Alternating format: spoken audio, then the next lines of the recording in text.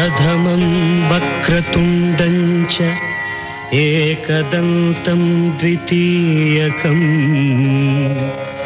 एकादशं गणपतिं द्वादशं तु गजाननं द्वादशैतानि नामानि त्रिसन्ध्ययः पठे नरः न च विघ्नभयं तस्य सर्वसिद्धिकरं प्रभो।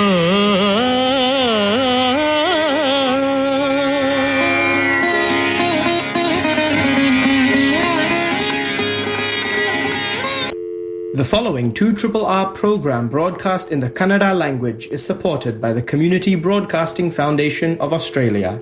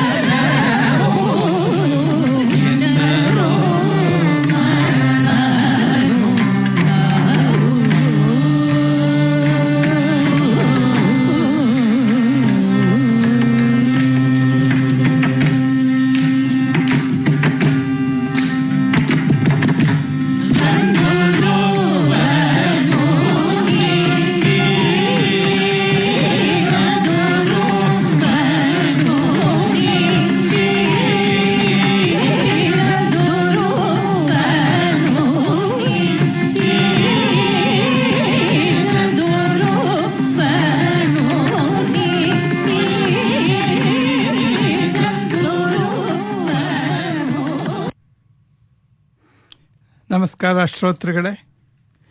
ಈ ಕೃತಿಯನ್ನು ಕೇಳದೇ ಇರೋ ಜನ ನಮ್ಮಲ್ಲಿ ವಿರಳ ಅಂತ ನನ್ನ ಭಾವನೆ. ಜಗತ್ತಿನಲ್ಲಿ ಇರುವ ಮಹಾನುಭಾವರಿಗೆಲ್ಲ ನಮ್ಮ ವಂದನೆಯನ್ನು ಸಲ್ಲಿಸುತ್ತಿರುವ ಕೃತಿ ಇದು ಶ್ರೀರಾಗದಲ್ಲಿದೆ. ಈ ಕೃತಿ ಕರ್ನಾಟಕ ಸಂಗೀತದ ಮಹೋನ್ನತ ಕೃತಿಗಳಲ್ಲಿ ಒಂದು. ರೋಮಾಂಚನಗೊಳ್ಳದೆ ಇದನ್ನು ಕೇಳಿಸಿಕೊಳ್ಳುವುದು ಅಸಾಧ್ಯ. ಆದರೆ ಇವತ್ತು ಯಾಕೆ ಈ ಹಾಡು ಹಾಕ್ತಾ ಇದ್ದೀರಾ ಅಂತ ನೀವು ಕೇಳಬಹುದು. ನೋಡಿ, ಈ ಬುಧವಾರ ಇದನ್ನು ರಚಿಸಿದ ತ್ಯಾಗರಾಜರ 179ನೆಯ ಪುಣ್ಯತಿಥಿ. ಎಂದಿನಂತೆ ಅವತ್ತು ತಿರುವಾಯಾರ್ನಲ್ಲಿ ಅದನ್ನು ಆಚರಿಸಲಾಯಿತು. ಅಲ್ಲಿ ತ್ಯಾಗರಾಜರ ಪಂಚರತ್ನ ಕೃತಿಗಳನ್ನು ಸಾವಿರಾರು ಮಂದಿ ಒಕ್ಕೊರಲಿನಲ್ಲಿ ಹಾಡುತ್ತಾರೆ. ಅದರ ಒಂದು ಸ್ಯಾಂಪಲ್ ಇದು. ಭಕ್ತಿ ಹಾಡಾಗಿ ಹರಿಯುತ್ತದೆ ಅಲ್ಲಿ. ನಾನು ಹೇಳಿದೆ ಪಂಚರತ್ನ ಕೃತಿಗಳಲ್ಲಿ ಇದು ಒಂದು ಅಂತ. ಶ್ರೋತೃಗಳೇ, ನೀವು ದಯವಿಟ್ಟು ಫೋನ್ ಮಾಡಿ ಹೇಳಿ ಮಿಕ್ಕ 4 ಯಾವುದು, ಮಿಕ್ಕ 4 ಯಾವುವು ಅಂತ ನೀವು ಹೇಳಿ. ಇದು ನಿಮ್ಗೆ ಇಷ್ಟ ಆಯಿತು ಅಂತ ಕಾಣಿಸುತ್ತೆ. ಮತ್ತೆ ನಮಸ್ಕಾರ ಶ್ರೋತೃಗಳೇ, ಇದು ಸಿಡ್ನಿ ಕನ್ನಡವಾಣಿ 2RRR ಕ್ಷೇತ್ರದಿಂದ ಹೊರಬರುತ್ತಿರುವ ಕನ್ನಡ ಕಾರ್ಯಕ್ರಮ. ನಿಮ್ಮನ್ನ ಸ್ವಾಗತ ಬಯಸ್ತಾ ಇರೋ ನಾನು ಸಿಡ್ನಿ ಶ್ರೀನಿವಾಸ್. ನನ್ನ ಜೊತೆ ಇವತ್ತು ಶಶಿಕಾಂತ್ ಇದ್ದಾರೆ ಮತ್ತು ಗಣೇಶ್ ಪ್ರಸಾದ್ ಇದ್ದಾರೆ. ನಮಸ್ಕಾರ ಶಶಿಕಾಂತ್ ಇವರು. ನಾನು ಗಣೇಶ್ ಪ್ರಸಾದ್. ನಮಸ್ಕಾರ ಶ್ರೀನಿವಾಸ್. ನೀವು ಈ ಎಂದರೋ ಮಹಾನುಭಾవులు ಹಾಡನ್ನ ಹಾಕಿದ್ರಿ. ಇದು ನೀವು ಸಂಗೀತದಲ್ಲಿ ಬಹಳ ವಿದ್ವಾಂಸರು, ಆದ್ರಿಂದ ನಿಮ್ಮ ಮುಂದೆ ಕೂತ್ಕೊಂಡು ನಾನು ಸಂಗೀತದ ಬಗ್ಗೆ ಮಾತಾಡೋದು ಅಷ್ಟೊಂದು ನನಗೆ ಅರ್ಹತೆ ಇಲ್ಲ. ಆದ್ರೆ ಒಂದು ಕಥೆ ಕೇಳಿದ್ದೀನಿ. ಇದು ಷಟ್ಕಾಲ ಗೋವಿಂದ ಮುರಾರಿ ಅಂತ ಒಬ್ಬ ಬಹಳ ಪ್ರಸಿದ್ಧ ಸಂಗೀತಗಾರ. ಅವರು ಬಂದ್ಬಿಟ್ಟು ಒಂದು ಹಾಡು ಹೇಳಬೇಕು ಅಂತ, ತ್ಯಾಗರಾಜರು ಇದ್ದಾಗ ಒಂದು ಹಾಡು ಹೇಳಬೇಕು ಅಂತ ಕೇಳಿದ್ದಕ್ಕೆ ಏನೋ ಅವ್ರು ಆಗ್ಲಿ ಅಂತ ಹೇಳಿದ್ದಕ್ಕೆ ಅವ್ರು ಸ್ಟಾರ್ಟ್ ಮಾಡಿದ್ರಂತೆ. ಅವರು ಸ್ಟಾರ್ಟ್ ಮಾಡಿದ್ದು -6 ಕಾಲ, ಅಂದ್ರೆ -6 ಅಂದ ಸ್ಟಾರ್ಟ್ ಮಾಡಿ ಅಲ್ಲಿಂದ 0ಗೆ ಬಂದು ಆಮೇಲೆ ಟೆಂಪೋ ಜಾಸ್ತಿ ಆಗಿ ಹೋಯ್ತು. ಅಂದ್ರೆ ಅತಿ ವಿಳಂಬ ಕಾಲದಿಂದ ಸ್ಟಾರ್ಟ್ ಮಾಡಿ ನ್ಯೂಟ್ರಲ್ಗೆ ಬಂದು ಆಮೇಲೆ ಶೀಘ್ರಗತಿಯಲ್ಲಿ ಹೇಳೋದು ಅಂತ. ಸೊ ಅಷ್ಟನ್ನು ಪೂರ್ತಿ ಹೇಳದಂತೆ. ಆವಾಗ ಎಷ್ಟೋ ಜನ ಎದ್ದು ಹೊರಟೋದ್ರಂತೆ, ಅಷ್ಟು ನಿಧಾನ ಕೇಳ್ತಾ ಇದ್ದಾನೆ ಅಂತ. ಆಮೇಲೆ ಪೂರ್ತಿ ತ್ಯಾಗರಾಜರು ಕೊನೆ ತನಕ ಕೂತ್ಕೊಂಡು ಕೇಳಿ ಅವ್ರ ಹಾಡು ಮುಗಿದ ತಕ್ಷಣ ಇಂಪ್ರಾಂಪ್ಟು ಆಗಿ ಎಂತಹ ಮಹಾನುಭಾವ ಅಂತ ಈ ಸಂಗೀತ ರಚಿಸಿದ್ರು ಅಂತ ನಾನ್ ಕೇಳಿರೋದು. ಶ್ರೀನಿವಾಸ್, ನೀವ್ ಹೇಳಬೇಕು, ಸರಿನಾ ತಪ್ಪು?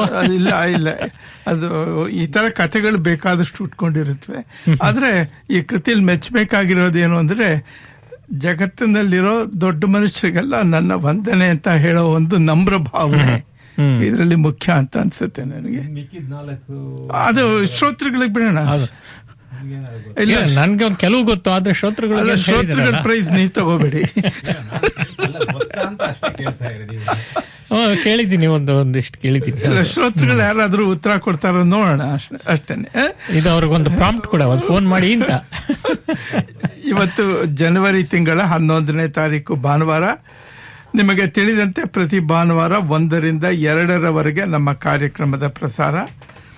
ಇನ್ನು ನಮ್ಮ ಫೋನ್ ನಂಬರು 98162777 98162777.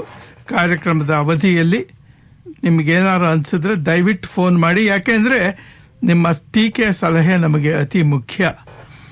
ಅದಾದ್ಮೇಲೆ ಇನ್ನೊಂದೆರಡು ದಿವಸ ಆಗ್ತಾ ಇದ್ದಂಗೆನೆ ಈ ಕಾರ್ಯಕ್ರಮದ ಆಡಿಯೋ ಪೂರ್ತಿ ಫೇಸ್ಬುಕ್ನಲ್ಲೂ ನಿಮಗೆ ಸಿಗುತ್ತೆ. ಅಲ್ಲಿ ಕೂಡ ನೀವು ನಿಮ್ಮ ಅಭಿಪ್ರಾಯವನ್ನ ತಿಳಿಸಬಹುದು.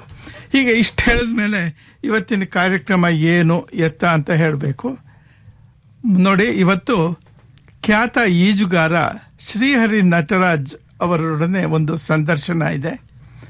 ಅದಾದ ನಂತರ ಶಶಿಕಾಂತ್ ಅವರು ಇಲ್ಲಿ ಬಂದಿದ್ದಾರೆ. ಅವರು fast track immigration FTI TTP ಬಗ್ಗೆ ಮಾತಾಡ್ತಾರೆ. ಆಮೇಲೆ ನಮಗೆ ಎಷ್ಟು ಸಮಯ ಮಿಕ್ಕಿದೆ ಹೇಗೆ ಅಂತ ನೋಡಿಕೊಂಡು ಗಣೇಶ್ ಪ್ರಸಾದ್ ಅವರ ಕರುಣಾಳು ಬಾ ಬೆಳಕ್ಕೆ ಮುಂದುವರಿಯುತ್ತೆ. ಆಗಬಹುದೇ? ಆಯ್ತು, ಇವ್ರು ಕರುಣಾಳು ಬಾ ಬೆಳಕೆ ಮಾಡಿ FTI TTP ನೆಕ್ಸ್ಟ್ ವೀಕ್ ಮಾಡ್ಬೋದು. ಅದು ಇಲ್ಲ, ಶ್ರೀನಿವಾಸ್ ಆರ್ಜೆ ಅವರು ಹೇಗೆ ನಡೆಸ್ತಾರೋ ಹಾಗೆ ನಮ್ಮ ಟೈಮ್ ಹೇಗಾಗುತ್ತೆ ನೋಡ್ಕೊಂಡು ನೋಡಿ. ಇಲ್ಲ, ಯಾಕೆಂದ್ರೆ ನೀವು ಬಂದಿದ್ದೀರಾ FTI FTP ಆಗೋದಾದ್ರೆ ಒಂದು 10-12 ನಿಮಿಷದಲ್ಲಿ. ಆಮೇಲೆ ಕರುಣಾಳು ಬಾ ಬೆಳಕೆಗೂ ಸ್ವಲ್ಪ ಅವಕಾಶ ಸಿಗುತ್ತೆ. ಇಷ್ಟು ಹೇಳಿದ್ಮೇಲೆ ಈಗ ವಿದ್ಯುಕ್ತವಾಗಿ ನಮ್ಮ ಕಾರ್ಯಕ್ರಮವನ್ನು ಪ್ರಾರಂಭಿಸೋಣ. ನೋಡಿ, ಶ್ರೀಹರಿ ನಟರಾಜ್ ಅವರು ಕರ್ನಾಟಕದ ಹೆಮ್ಮೆಯ ಪುತ್ರ ಅಂತ ಹೇಳಬೇಕು.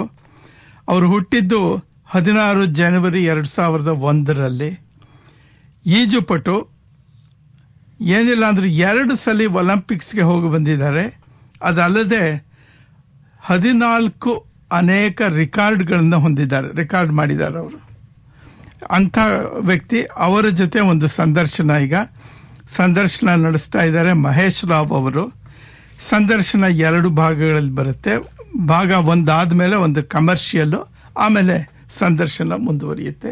ಈಗ ಇದೋ ಕೇಳಿ, ಸಂದರ್ಶನ ಮಹೇಶ್ ರಾವ್ ಅವರು ನಡೆಸ್ಕೊಡ್ತಾ ಇದ್ದಾರೆ ಖ್ಯಾತ ಈಜುಪಟು ಶ್ರೀಹರಿ ನಟರಾಜ್ ಅವರ ಜೊತೆ.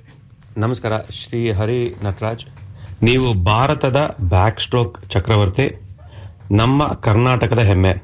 ಸಿಡ್ನಿ ಕನ್ನಡವಾಣಿ ಬಾನುಲಿ ಕಾರ್ಯಕ್ರಮಕ್ಕೆ ಸ್ವಾಗತ. Thank you. ಆಸ್ಟ್ರೇಲಿಯಾಗೆ ಯಾವಾಗ ಬಂದ್ರಿ? ಸಿಡ್ನಿ ಯಾವಾಗ ಬಂದ್ರಿ? 12 ಡಿಸೆಂಬರ್ ಬಂದೆ. Been here for about 3 weeks. I'm leaving in 1 more week. New year fireworks ನೋಡಿದ್ರ? ಸಕ್ಕತ್ತಾಗಿತ್ತು. ಚೆನ್ನಾಗಿತ್ತು. I think best thing I've seen. Like it was videos alla adu justice ಮಾಡಲ್ಲ. When you're there in the center and experiencing the fireworks, it's amazing. 360 degree view. ನಂಗೆ main view ಒಂದು ಇದು harbour bridge and opera house ಇತ್ತು. And ಅದು ಬೇರೆ level ಅಲ್ಲಿ ಇತ್ತು. Wonderful. ಆಮೇಲೆ ಹೇಳಿ, ನಿಮ್ಮ ಬಾಲ್ಯದ ಬಗ್ಗೆ ಹೇಳಿ. ಅಪ್ಪ ಅಮ್ಮ ಈಜು ಕಲಿಯಕ್ಕೆ ಯಾವಾಗ ಹಾಕಿದ್ರು, ಹೇಗ್ ಶುರು ಮಾಡಿದ್ರಿ ಅಂತ? ಸೊ ನನ್ನ ಸ್ಟೋರಿ ಆಕ್ಚುಲಿ 2003 ಅಲ್ಲಿ ಸ್ಟಾರ್ಟ್ ಆಯ್ತು. I was 2 years old. ನನ್ನ ಅಣ್ಣ ಸ್ವಿಮ್ ಮಾಡ್ತಾ ಇದ್ದ, ಇದು KC ರೆಡ್ಡಿ ಸ್ವಿಮ್ ಸೆಂಟರ್ ಸದಾಶ್ ನಗರಲ್ಲಿ. ಸೊ ನನ್ನ ಕರ್ಕೊಂಡು ಹೋದ್ರು ಅಮ್ಮ. ಹಂಗೆ ಡಿಸೈಡ್ ಮಾಡಿದ್ರು ಒಂದ್ ದಿವಸ swimming ಕಲ್ಸ್ಕೊಳ್ಳಿ, because I was very naughty and I used to run around and get into trouble. So my mother felt if I swim half an hour 30 minutes ಸ್ವಲ್ಪ ಟೈರ್ಡ್ ಆಗ್ಬಿಟ್ಟು ನಿದ್ದೆ ಮಾಡ್ತೇನೆ ಅಂತ ವರ್ಕ್ ಆಗಿಲ್ಲ. ಸೊ ಹಂಗೆ ಸ್ಟಾರ್ಟ್ ಆಯ್ತು 2003 ಅಲ್ಲಿ. It's been 22 years since I started swimming. Sadashivanagar ಅಂದ್ರೆ ಯಾವ್ದು? ಭಾಷ್ಯಂ ಸರ್ಕಲ್, ಹಳೆ ಅದೇ ಸ್ಟಾರ್ಟ್ ಮಾಡಿದ ಸ್ಟೆಲ್ಲಾ ಮರೀಸ್ ಪಕ್ಕ. ಎಸ್, ಅಲ್ಲೇ ಸ್ಟಾರ್ಟ್ ಮಾಡಿದ್ದು swimming. Almost 15 years I swam there. ಆಮೇಲೆ ಪಕ್ಕ ಬೇಲ್ಪುರಿ ಮಾರೋರು ತಿಂತಿದ್ರ? ತುಂಬಾನ ಬೇಲ್ಪುರಿ ಸೂಪರ್ ಅಲ್ಲ? ನಮ್ಗೆ ಅವಾಗ 50 ಪೈಸೆ ಆಯ್ತು ಎಂಟ್ರಿ, 50 ಪೈಸೆ ಬೇಲ್ಪುರಿ. ಈಗ ಎಷ್ಟು ಎಂಟ್ರಿ? 100 ರೂಪೀಸ್ ಏನೋ ಇರಬಹುದು. ನಿಮ್ಮ ಸ್ವಿಮ್ಮಿಂಗ್ ಜರ್ನಿ ಬಗ್ಗೆ ಹೇಳಿ. ನೀವು ಸ್ವಿಮ್ಮಿಂಗ್ ಶುರು ಮಾಡಿದ್ರಿ, ನೀವು 2 ವರ್ಷ ಇರ್ಬೇಕಾದ್ರೆ ಸ್ವಿಮ್ಮಿಂಗ್ ಸ್ಟಾರ್ಟ್ ಮಾಡ್ತೀರಾ. ಅಲ್ಲಿಂದ ನಿಮ್ಗೆ ಅದು ಪ್ರೋತ್ಸಾಹ ಹೆಂಗ್ ಬಂತು? ಸ್ಕೂಲಲ್ಲಿ ಯಾಕಂದ್ರೆ ನೀವು ಸ್ಟಡಿ ಮಾಡ್ಬೇಕಾಗಿತ್ತು. ಅದೊಂದೇ ಅಲ್ಲ, ನೀವು ರೀಜನಲ್ ಹೆಂಗ್ ಹೋದ್ರಿ, ಸ್ಟೇಟ್ ರೆಪ್ರೆಸೆಂಟ್ ಹೆಂಗ್ ಮಾಡಿದ್ರಿ? ಸೊ ನಂಗೆ ಅದು ಸ್ವಿಮ್ಮಿಂಗ್ ತುಂಬಾ ಅರ್ಲಿ ಏಜ್ ಅಲ್ಲಿ ಸ್ಟಾರ್ಟ್ ಆಯ್ತು. ಬಟ್ ಮನೆಯಲ್ಲಿ ಎಲ್ಲಾ ಸ್ಪೋರ್ಟ್ ಎಕ್ಸ್ಪೀರಿಯನ್ಸ್ ಮಾಡಕ್ಕೆ ಆಪರ್ಚುನಿಟಿ ಕೊಟ್ಟರು. ಫ್ಯಾಮಿಲಿಯಲ್ಲಿ ಕ್ರಿಕೆಟ್ ಇದೆ, ಸೊ ಕ್ರಿಕೆಟ್ ಸ್ಟಾರ್ಟ್ ಮಾಡಿದೆ ಚಿಕ್ಕ ವಯಸ್ಸಲ್ಲಿ. 3 ಅಂಕಲ್ ರಂಜಿ ಪ್ಲೇಯರ್, ನನ್ನ cousin 2 time Ranji winner. Played for India A. And my father also played for the university. So cricket blood ಅಲ್ಲಿ ಇದೆ, ಬಟ್ ಸ್ವಿಮ್ಮಿಂಗ್ ಅಲ್ಲಿ ಅಮ್ಮ ಹಾಕಿದ್ರು. ಇದು ತುಂಬಾ ಬೇಗನೆ ಸ್ಟಾರ್ಟ್ ಆಯ್ತು. At age of 2 I started to learning how to swim. ನನ್ನ ಫಸ್ಟ್ ಟೂರ್ನಮೆಂಟ್ ಬಂದು age of 4. And I think I won 2 golds at the age of 4 in the under 6 category. And ಹಂಗೆ ಸ್ಕೂಲ್ ಲೆವೆಲ್ ಟೂರ್ನಮೆಂಟ್ಸ್ ಅಲ್ಲಿ ಹಂಗೆ start ಆಯ್ತು. But ಆ age ಅಲ್ಲಿ ಅಷ್ಟು age of 4 to 10 ಅಷ್ಟು ಪ್ರೆಷರ್ ಯಾರು ಹಾಕಿಲ್ಲ. ವೆರಿ ಒಂದ್ ಹಾಬಿ ತರ ಇತ್ತು ಸ್ವಿಮ್ಮಿಂಗ್. ಬಟ್ ನಂಗೆ ಆ ಸ್ಪೋರ್ಟ್ ತುಂಬಾ ನ್ಯಾಚುರಲ್ ಇತ್ತು. And I saw success very early and naturally. And more than that I enjoyed spending time in the pool. So ಹಂಗೆ ಹೋಗ್ತಾ ಇತ್ತು. School level tournaments, inter school tournaments, non medallist tournaments ಎಲ್ಲದಲ್ಲಿನೂ success ಬಂತು. And 2010 ಅಲ್ಲಿ ನನ್ನ first sub junior nationals ಅಲ್ಲಿ participate ಮಾಡಿದೆ when I was 9 years old. And I won 2 relay medals. And I came 5th in one of my individual events. And next year ತಿರ್ಗಾ under 10 ಅಲ್ಲಿನೇ ಇದೆ. But ಅವಾಗ 2011 ಅಲ್ಲಿ ನಾನೇ under 10 ಗೆ like senior category. 2010 ಅಲ್ಲಿ ನಾನು under 10 ಜೂನಿಯರ್ ಅಲ್ಲಿ ಇದೆ. ಸೊ under 10 ಸೀನಿಯರ್ ಅಲ್ಲಿ I won 4 or 5 golds. I won the national championship, individual championship under 10 ಗೆ. And I broke a national record. So ಹಂಗೆ ಸ್ವಲ್ಪ ಸ್ಟಾರ್ಟ್ ಆಯ್ತು. Coaches started recognizing, understanding that ಸ್ವಲ್ಪ ಟ್ಯಾಲೆಂಟ್ ಪೊಟೆನ್ಷಿಯಲ್ ಇದೆ. Parents ಗು understood, okay ಇದರಲ್ಲಿ ಸ್ವಲ್ಪ ಅಚೀವ್ಮೆಂಟ್ಸ್ ಮಾಡ್ಬೋದು. ಬಟ್ ಈವನ್ ದೆನ್ ಯಾರು ಪ್ರೆಷರ್ ಹಾಕಿಲ್ಲ, ಯಾರು ಫೋರ್ಸ್ ಮಾಡಿಲ್ಲ ಸ್ವಿಮ್ಮಿಂಗ್ ಮಾಡ್ಬೇಕು, ಮೆಡಲ್ ತೆಗಿಬೇಕು ಆ ತರ. It was just as a hobby and a life style to maintain. I think till I was 15, nobody expected me to perform at any level or asked me to perform at any level. And adamele ನಾವೇ ಮನೆಯಲ್ಲಿ ಸ್ವಲ್ಪ realise ಮಾಡ್ಬಿಟ್ಟು ಇದರಲ್ಲಿ ಸ್ವಲ್ಪ potential ಇದೆ, ಸ್ವಲ್ಪ ಇನ್ನು push ಮಾಡಿದ್ರೆ ಇನ್ನು ಅಚೀವ್ ಮಾಡ್ಬೋದು. And by then I started enjoying the sports so much, it's something I wanted to continue doing. So that's how it started. ನಿಮ್ಗೆ ಬ್ಯಾಕ್ ಸ್ಟ್ರೋಕ್ ಅಂತ ಯಾವಾಗ ಗೊತ್ತಾಯ್ತು? ಸೊ ಯೂಶಲಿ ಫ್ರೀ ಸ್ಟೈಲ್ ಇದ್ ಮಾಡ್ತಾರೆ, ಬಟ್ ನೀವು ಬ್ಯಾಕ್ ಸ್ಟ್ರೋಕ್. ಸೊ ಆಕ್ಚುಲಿ ಚಿಕ್ಕ ವಯಸ್ಸಲ್ಲಿ back stroke ಇಷ್ಟನೇ ಇಲ್ಲ. ಆಕ್ಚುಲಿ ಈಗಲೂ ಬ್ಯಾಕ್ ಸ್ಟ್ರೋಕ್ ಇಷ್ಟ ಇಲ್ಲ ನನಗೆ. ನಂಗೆ ಫ್ರೀ ಸ್ಟೈಲ್ ಅಂಡ್ ಬಟರ್ಫ್ಲೈನೇ ತುಂಬಾ ಇಷ್ಟ. ಚಿಕ್ಕ ವಯಸ್ಸಲ್ಲಿ ಬಟರ್ಫ್ಲೈನೇ ಮೇನ್ ಇತ್ತು. ಸೊ 2010 ನ್ಯಾಷನಲ್ಸ್, ಫಸ್ಟ್ ನ್ಯಾಷನಲ್ಸ್ ಅಲ್ಲಿ 2 relay and 50 meter butterfly and 50 meter back stroke select ಆಗಿದೆ. ಅಂಡ್ 50 ನಾನು state national usually 1 month gap ಇರುತ್ತೆ. ಸೊ ಆ 1 month ನಾನು ವೆರಿ ಫ್ಲೈ ಪ್ರಾಕ್ಟೀಸ್ ಮಾಡಿದೆ. ಅಲ್ಲಿ ಹೋಗ್ಬಿಟ್ಟು ರೇಸ್ ಅಲ್ಲಿ ಫ್ಲೈ ಅಲ್ಲಿ ಫೈನಲ್ಸ್ ಹೋಗಿಲ್ಲ, ಬ್ಯಾಕ್ ಸ್ಟ್ರೋಕ್ ಅಲ್ಲಿ 5th. ಓಕೆ. ಸೊ ಅದಾದ್ಮೇಲೆ ಕೋಚಸ್ ಎಲ್ಲ ನನ್ನ ಚಾಯ್ಸೇ ಕೊಟ್ಟಿಲ್ಲ. ಅವರು ಕೋಚಸ್ ಎಲ್ಲ ರಿಯಲೈಸ್ ಮಾಡಿದ್ರು ಬ್ಯಾಕ್ ಸ್ಟ್ರೋಕ್ ಅಲ್ಲಿ ಟ್ಯಾಲೆಂಟ್ ಇದೆ, ಬ್ಯಾಕ್ ಸ್ಟ್ರೋಕ್ ಮಾಡೋಣ ಅಂತ ಬ್ಯಾಕ್ ಸ್ಟ್ರೋಕ್ ಅಲ್ಲಿ ಹಾಕ್ಬಿಟ್ಟು ನೆಕ್ಸ್ಟ್ ಬ್ಯಾಕ್ ಸ್ಟ್ರೋಕ್ ಅಲ್ಲಿ ಫ್ಲೈವ್ ಗೋಲ್ ಬಂತು, ಬ್ಯಾಕ್ ಸ್ಟ್ರೋಕ್ ಅಲ್ಲಿ ರೆಕಾರ್ಡ್ ಬಂತು. ಸೊ ಹಂಗೆ ಬ್ಯಾಕ್ ಸ್ಟ್ರೋಕ್ ಮೇನ್ ಸ್ಟ್ರೋಕ್ ಆಯ್ತು. ಅಂದ್ರೆ ಇದು ಎಷ್ಟು ಹೌ ಮೆನಿ ಸೆಕೆಂಡ್ಸ್ ಅಂಡರ್ 10 ಅಲ್ಲಿನಾ? Under 10 I went 30 in 2011 I went 35.29. Oh, wonderful. So ಅದೇ ನನ್ನ ಟ್ವಿಟರ್ ಐಡಿನೂ ಶ್ರೀಹರಿ 3529 ಹಾಕಿದೆ. ಅದು ಚಿಕ್ಕ ವಯಸ್ಸಲ್ಲಿನೇ ಮಾಡಿದ್ರು, ಈಗಲೂ ಹಂಗೆ ಇದೆ ಶ್ರೀಹರಿ 3529. ಸೊ ಅದೇ ನನ್ನ ನ್ಯಾಷನಲ್ ರೆಕಾರ್ಡ್ ಇತ್ತು. I think it stayed for 6 years. 6-7 years it stayed. Then now it's broken. So that's how back stroke start ಆಯ್ತು. ಬಟ್ ಆಕ್ಚುಲಿ ಟ್ರೈನಿಂಗ್ ಮಾಡುವಾಗ ನಾನು ಫ್ರೀ ಸ್ಟೈಲ್ ಮಾಡಕ್ ಇಷ್ಟ, ಬಟ್ ಬ್ಯಾಕ್ ಸ್ಟ್ರೋಕ್ ವರ್ಕ್ ಆಗ್ತದೆ. And backstroke is world level ಅಲ್ಲಿ ನೋಡಿದ್ರೆ ನನ್ನ backstroke the standard of my backstroke is much higher compare to my freestyle. So I think that's my stroke. ಶಿಸ್ತು ಬೇಕೇ ಬೇಕು. ನಿಮ್ಮ practice routine ಬಗ್ಗೆ ಹೇಳಿ. ನೀವು ಅಂದ್ರೆ ನೀವು ರೀಜನಲ್ ಸ್ಟೇಟ್ ಲೆವೆಲ್ ಅಲ್ಲಿ ಇರ್ಬೇಕು, ನೀವು ಕಂಟ್ರಿ ರೆಪ್ರೆಸೆಂಟ್ ಮಾಡೋದು ಅದಕ್ಕೆ ಬರೋಣ. ಬಟ್ ಅದ್ರಲ್ಲಿ ನೀವು ಎಷ್ಟು ಗಂಟೆಗಳು ಪ್ರಾಕ್ಟೀಸ್ ಮಾಡ್ತಿದ್ರಿ? ಸೊ ಆಕ್ಚುಲಿ ಇದು ಅಂಡರ್ 10 ಇಂದ ನಾನು ಹೇಳ್ತೀನಿ. ಅಂಡರ್ 10 ಅಂಡರ್ 12 ಇರುವಾಗ ಆಲ್ಮೋಸ್ಟ್ ಸೇಮ್ ರೂಟೀನ್ ಇತ್ತು. ಮಾರ್ನಿಂಗ್ ಸ್ವಿಮ್ಮಿಂಗ್ ಇರುತ್ತೆ 5:30, 5:15, 5:30 to 7:30. ಯಾವಾಗ ಸ್ಕೂಲ್ ಹೋಗ್ಬೇಕಿತ್ತು. ಸೊ ಬಸ್ 7:30 ಅಂದ್ರೆ 7 o'clock ಆಚೆ ಬರ್ತೀವಿ. ಬಸ್ 8 o'clock ಅಂದ್ರೆ 7:30. ಆದ್ಮೇಲೆ ನಾವು ಮಾಡಕ್ಕೂ ಪ್ರಾಕ್ಟೀಸ್ ಇರಲ್ಲ ಅದಾದ್ಮೇಲೆ. So 2 hours. ಆಮೇಲೆ ಸ್ಕೂಲ್ ಹೋಗ್ಬಿಟ್ಟು ಬಂದ್ಬಿಟ್ಟು ಅಂಡರ್ 10 ಮಾಡುವಾಗ ಅಂಡರ್ 12 ಮಾಡುವಾಗ ಜಿಮ್ ಎಲ್ಲ ಅಷ್ಟು ಏನೂ ಇಲ್ಲ. ಸೊ ವೆರಿ ಸ್ವಿಮ್ಮಿಂಗ್ ಇತ್ತು. ಈವ್ನಿಂಗ್ 5 o'clock 5:30 ಪೂಲಕ್ಕೆ ಬರ್ಬೇಕು. ಅಲ್ಲೇ ಸ್ವಲ್ಪ ಎಕ್ಸರ್ಸೈಸ್ ಮಾಡಕ್ ಹೇಳ್ತಾರೆ. ಅದಾದ್ಮೇಲೆ ತಿರ್ಗಾ 2 hours ಸ್ವಿಮ್ಮಿಂಗ್, ಒಂದು 6 to 8 ಆ ತರ. ಸೊ ಹಂಗೆ ರೂಟೀನ್ ಇತ್ತು ಆ ಏಜ್ ಅಲ್ಲಿ. ಅಂಡರ್ 12, 13, 14 ಆದ್ಮೇಲೆ ಇದು ಜಿಮ್ ಎಲ್ಲ ಸ್ಟಾರ್ಟ್ ಆಯ್ತು. ಸೊ ಆವಾಗ ಮಾರ್ನಿಂಗ್ ಸ್ವಿಮ್ಮಿಂಗ್, ಸ್ಕೂಲಿಂದ ಪರ್ಮಿಷನ್ ತಗೊಳ್ತೀನಿ ಲೇಟ್ ಆಗಿ ಹೋಗಕ್ಕೆ. ಜಿಮ್ ಫಿನಿಶ್ ಮಾಡ್ಬಿಟ್ಟು ಸ್ಕೂಲಿಗೆ ಹೋಗ್ಬಿಟ್ಟು ರಿಟರ್ನ್ ಬರ್ತೀನಿ. ಇಲ್ಲ ಸ್ವಿಮ್ಮಿಂಗ್ ಮಾಡ್ಬಿಟ್ಟು ಸ್ಕೂಲಿಗೆ ಹೋಗ್ಬಿಟ್ಟು ಸ್ಕೂಲಿಂದ ಪರ್ಮಿಷನ್ ತಗೊಂಡು ಬೇಗ ಬಂದ್ಬಿಟ್ಟು ಜಿಮ್ ಫಿನಿಶ್ ಮಾಡ್ಬಿಟ್ಟು ಸ್ವಿಮ್ಮಿಂಗ್ ತಿರ್ಗಾ ಈವ್ನಿಂಗ್ ಅಲ್ಲಿ ಇನ್ನು ಒಂದು 2 hours swimming. So 2 hours morning evening swimming constant ಇರುತ್ತೆ. Almost daily twice a day ಇರಲ್ಲ. ಟೋಟಲಿ 10 sessions ಇತ್ತು ಅಂಡ್ 3 times ಜಿಮ್ ಇತ್ತು. ಓಕೆ. ಆಮೇಲೆ ಯಾವ ಸ್ಕೂಲ್ ನೀವು ಓದಿದ್ದು? ಸೊ ಫಸ್ಟ್ ಸ್ಟಾರ್ಟ್ ಮಾಡಿದ್ದು DPS ನಾರ್ತ್ ಅಲ್ಲಿ.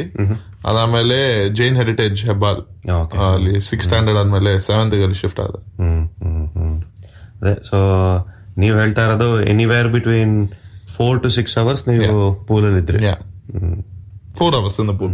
3 to 4 hours in the pool. ಆಮೇಲೆ ನೀವು ದೇಶನ ರೆಪ್ರೆಸೆಂಟ್ ಮಾಡೋ ಆಪರ್ಚುನಿಟಿ ಹೇಗೆ ಬಂತು? ಸೊ ನಿಮ್ಗೆ ನ್ಯಾಷನಲ್ ರೆಕಾರ್ಡ್ ಇತ್ತು, ಬಟ್ ನಿಮಗೆ ಸೀರಿಯಸ್ ಆಗಿ ನೀವು ಆಕ್ಚುಲಿ ಅಂಡರ್ 10, ಅಂಡರ್ 12 ಅಲ್ಲಿ ಇಂಟರ್ನ್ಯಾಷನಲ್ ಮೀಟ್ಸ್ ಇಲ್ಲ. ಅಂಡರ್ 15 ಇಂದಾನೆ ಸ್ಟಾರ್ಟ್ ಆಗುತ್ತೆ. 2015 ನ್ಯಾಷನಲ್ಸ್ ಆದ್ಮೇಲೆ ಏಷ್ಯನ್ ಏಜ್ ಗ್ರೂಪ್ ಚಾಂಪಿಯನ್ಶಿಪ್ ಇತ್ತು. ಅದರಲ್ಲಿ under 15, under 17 and above 18 3 category ಇರುತ್ತೆ. Under 15, under 18, above 18 3 category.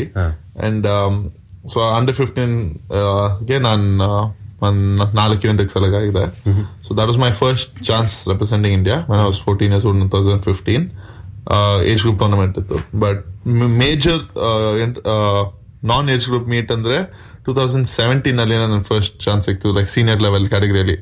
ನಾನು ಅವಾಗ ಇನ್ನೂ ಅಂಡರ್ 18 ಅಲ್ಲಿನೇ ಇದೆ, ಬಟ್ 2017 ಅಲ್ಲಿನೇ ನನ್ನ first senior level international meet experience ಸಿಕ್ತು in the Asian indoor games. Okay.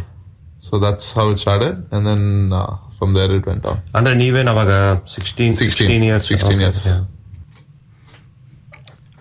ಶ್ರೋತೃಗಳೇ, ಈಗ ಒಂದು ಸ್ಪಾನ್ಸರ್ ಸಂದೇಶ ಕೇಳೋಣ, ಆಮೇಲೆ ಸಂದರ್ಶನ ಮುಂದುವರಿಯುತ್ತೆ. Looking to capture unforgettable moments from above? Discover Enoid Drone Hire Services in Sydney. Whether it's your wedding day, a special event, or any personal celebration, our expert pilots are here to help. With breathtaking aerial shots, we turn your memories into stunning visuals that you'll cherish forever. Elevate your event with 2RRR sponsor Enoid Drone Services, where we turn moments into magic. For all inquiries, including rentals, go to info@enord.com.au.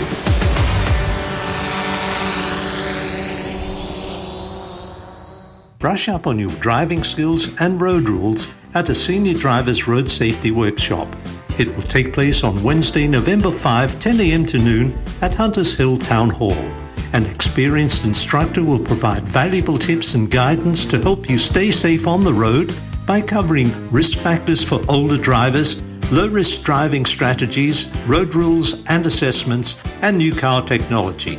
Registrations are required and can be made through Council's road safety offices on 99113536 or email roadsafety@huntershill.nsw.gov.au. If you dig house, disco, EDM classics and forgotten gems from the last 50 years of dance music, mixed with the latest beats from local and international artists, then join Kevin Davies for your Saturday night warm-up, 7 p.m. to 9 p.m, right here on 2RRR 88.5 FM, your local sound to the world.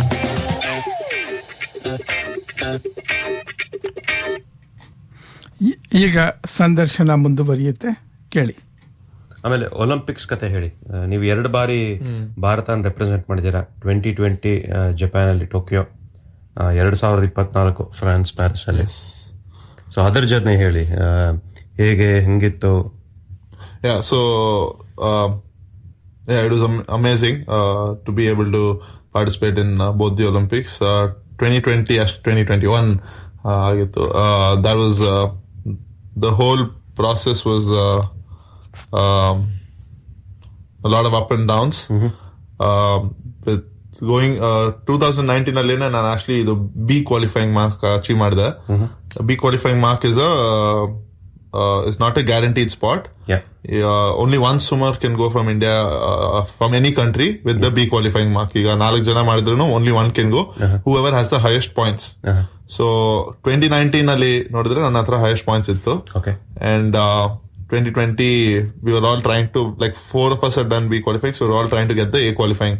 But then lockdown bantu and then 1 year delay. And then I changed my club in 2020 November. I started training in Dolphin Aquatics, and that is near the airport. And when I started training there, and training was going well and everything was going fine. And then in Jan 2021 my dad passed away, and then so that put me off for a while. But then I was part of there was a national camp happening at that time, so leave sikliಲ್ಲ, like we couldn't skip the camp. So 10 days to 15 days off ಇಂತಿಲ್ಲ, ಮನೆಗೆ ಹೋಗ್ಬಿಟ್ಟೆ hostel ಇಂದ. Camp was in Bangalore, but I used to come swim once and go back. ಈಗ 2 ಸತಿ ಮಾಡೋದ್ರಿಂದ 1 ಸತಿ ಮಾಡ್ತಾ ಇದ್ದೆ. I used to come home, swim in the evening, and then go back home in the evening. And then I rejoined the camp, and then I went for my first qualifying meet in Uzbekistan, where I almost got the qualifying time. Missed by 0.30. But even though I missed by 0.30, ನನ್ನ points ಇನ್ನೂ ಸಿಕ್ತು. So ಆ ಟೈಮಲ್ಲಿ ನಂದು going to Paris was going to Tokyo was confirmed. And then we had 3-4 more months, and other swimmers who formally idru. So last day think confirm illa. So we were training ತುಂಬಾ ಚೆನ್ನಾಗಿ ಹೋಗ್ತಾ ಇದ್ದು. ನಂಗೆ 1.5 months to go, COVID ಬಂತು. And ಆವಾಗ but 3 days ಅಲ್ಲಿ recover ಆಗ್ಬಿಟ್ಟೆ. But new ಅಲ್ವಾ, ಸೊ the restrictions ತುಂಬಾ ಇತ್ತು, lockdown, 14 days quarantine, so for 2 weeks practice ಇಲ್ಲ. And doctors ಎಲ್ಲ ಹೇಳ್ಬಿಟ್ರು ಇದು Covid affects the lungs, so return to training, you cannot go at full effort immediately. For the first 2 weeks you're not allowed to put more than 70-80% intensity, all of this. So I had 4 weeks, and I think 4 weeks was very less training. Like the way I trained was very less to what I usually do. But then we went to Serbia to qualify, and there I again didn't qualify. And then we had one last tournament in Rome. And Rome day 1 ನನ್ನ race ಇತ್ತು, and I missed the qualifying by 0.05. And ಇದೇ ನನ್ನ last chance. So qualifying miss ಆಯ್ತು, but still points ಅಲ್ಲಿ lead ಅಲ್ಲಿ ಇದ್ದ. And next day ನನ್ನ ಇನ್ನೊಂದು friend surgeon Prakash, it was his event, and he qualified. He did the A qualifying time. ಈಗ rules ಹೆಂಗಂದ್ರೆ A qualifying time ಮಾಡ್ಬಿಟ್ರೆ ಅವ್ನ್ ಗ್ಯಾರಂಟಿಡ್ ಸ್ಪಾಟ್, ಅಂಡ್ ಬೇರೆ ಯಾರು ಹೋಗ್ಬೇಕಂದ್ರೆ ಅವರು A qualifying time ಮಾಡ್ಬೇಕು. ಸೊ ಆ ಪಾಯಿಂಟ್ ಅಲ್ಲಿ ನಂದು ಒಲಿಂಪಿಕ್ ಜರ್ನಿ ಆ ವರ್ಷಗೆ ಓವರ್. ನಾನ್ ಮೈಂಡ್ ಅಲ್ಲಿ ಅದು ಅಕ್ಸೆಪ್ಟ್ ಮಾಡ್ಬಿಟ್ಟೆ. ನೋ ಪ್ರಾಬ್ಲಮ್, ಡನ್, ಓಕೆ, ಸ್ವಲ್ಪ ರೂಮ್ 2 ದಿವಸ ಇದೆ, ಸೈಚಿ ಮಾಡ್ಬಿಟ್ಟು ಮನೆಗೆ ಹೋಗೋಣ ಮೈಂಡ್ ಸೆಟ್ ಅಲ್ಲಿ ಇದೆ. ನನ್ ಕೋಚ್ ಆಮೇಲೆ ಬಂದು ಹೇಳ್ತಾ ಇದಾರೆ, ಬೇಕಂದ್ರೆ ಒಂದ್ ಟ್ರಯಲ್ ಮಾಡ್ಬೋದು, ಬಟ್ ಯುಲ್ ಸುಮ್ ಅಲೋನ್. ನಾನ್ ಮಾತ್ರ ಮಾಡ್ತೀನಿ, ಅಂಡ್ ಅದು ನಾನು ಕ್ವಾಲಿಫೈ ಮಾಡಿದ್ರು ಟೈಮಿಂಗ್ ಮಾಡಿದ್ರು ಗ್ಯಾರಂಟಿ ಇಲ್ಲ ಅದು if they accept or not, because it's a trial. It was in Rome. The Italian Federation were ready to give me the trial, but there is no guarantee that the World Federation will accept it.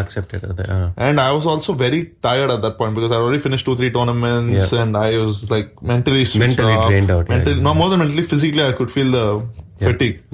But then everyone forced me into doing it, and I said I have to do it, and I said fine, I'll do it. And then the day of the qualifying is a blur. I don't remember much. But then finished the race, so I went 0.1 faster than what I went in the event. I qualified everything, and then we qualified. Like I'd done the timing, but there's no guarantee, and I'd let it out of my mind because I've always wanted to go to Rome, and I wanted to sightsee. So the next one day I spent on sightseeing, and then we flew back. Me and my physio flew back. My coach didn't fly back immediately, and we landed. And then I get a message from my coach and my federation saying they've accepted your. The first message I see after I've landed, and I turn on the data is they've accepted your time. You've qualified for the Olympics. Wonderful. So that is a roller coaster. And then the whole Tokyo experience was it was amazing. Amazing is not enough words to say it.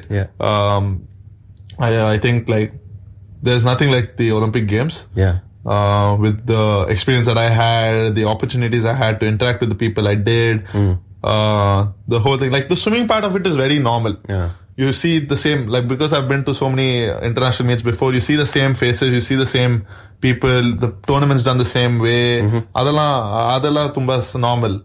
But then you look at the village, the atmosphere, the people you get to meet, the people you talk to, the other sports that are happening, that you'll not experience in any other games, whether it's Commonwealth or Asian Games. Now I met Djokovic, I met Tsitsipas, I met Zverev, I met Medvedev, I met the Spanish football team, I saw the US basketball team walking around.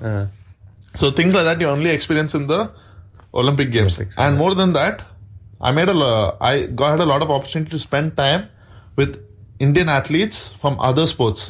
Now I met Sindhu there. I became I got to spend a lot of time with her. Became friends with her. I met Srijesh there. Became very good friends with Srijesh. Even now he's always in contact with me. I met Sharat Kamal there, Satyan, Chirag Shetty, all these guys, Satvik, all these guys we met there. And then so usually in Asian Games and all, everyone's all over the place. They have so much happening. Olympics, somehow all of us would eat together. All of us would spend time together. It was a very normal thing in the Olympics for all other sports to come together and be one team, which you don't see in any other games. So that's one thing which I experienced in Tokyo first. And then going into Paris, the qualification process was not as much of a roller coaster. I didn't get the A qualifying time. I got the B, but I had the highest points and nobody else got the A. And we made it through. It was my second Olympics. I was the second one to make it to 2 Olympics in India ever in swimming. Sajan Prakash, who came with me to Tokyo, he was the first one to be to 2 Olympics. He had gone to Rio. So I was the second one to get to 2 Olympics. And it's always great.